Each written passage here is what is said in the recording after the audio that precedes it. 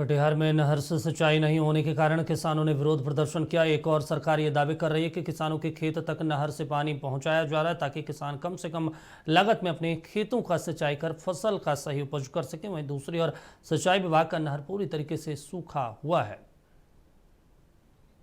नहीं आ रहा है। आगे से पानी आएगा तब तो इधर पानी आएगा, किसान को पानी मिलेगा। आगे से पानी भेजा जाएगा तो इधर भी पानी पहुंच जाएगा।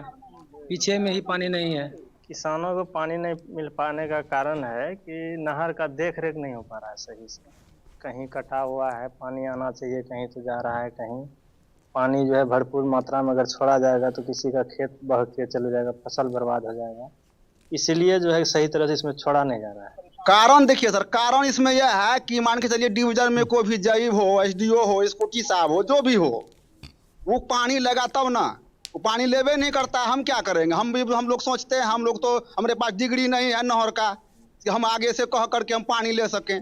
उन लोगों का डिग्री है, वो लोग नौकरी करता है, उन लोगों को डिग्री है, उनको सरकारी नौकरी है। हम लोग कौन 4 महीना काम करते हैं? हम